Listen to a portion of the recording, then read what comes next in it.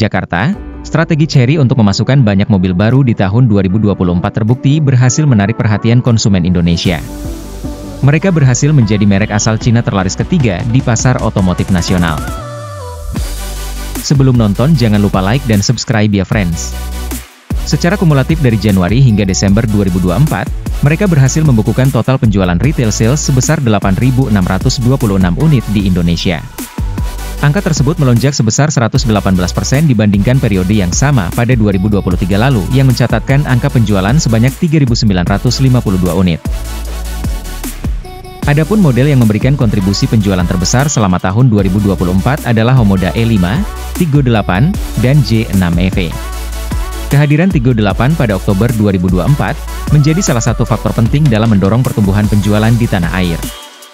Dari segi angka, Chery hanya tertinggal dari Wuling Motors yang berhasil menjual 25.067 unit dan BYD yang sukses menjual 13.964 unit.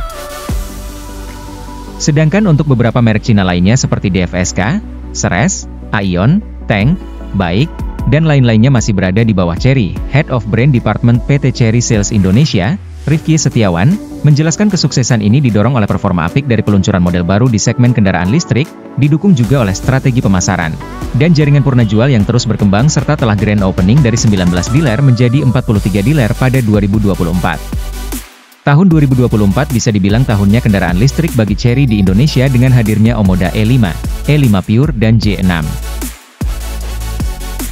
Ketiga model kendaraan listrik yang dihadirkan ini lantas mendapat penerimaan yang baik dari masyarakat Indonesia hingga berhasil mengangkat penjualan Chery yang tumbuh 118% selama tahun 2024, ungkap Rifki Setiawan melalui keterangan resminya.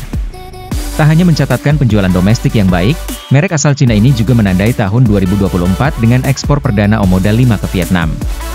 Langkah ini merupakan bagian penting dari strategi ekspansi Chery Motor Indonesia ke pasar global, menegaskan komitmen perusahaan untuk tidak hanya berfokus pada pasar domestik, melainkan juga berkontribusi terhadap pasar ekspor.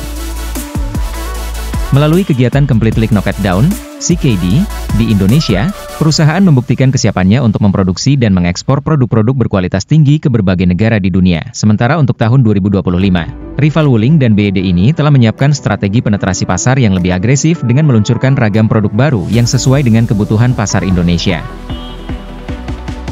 Selain itu, mereka juga akan memperkuat jaringan penjualan untuk semakin mendekatkan diri dengan konsumen.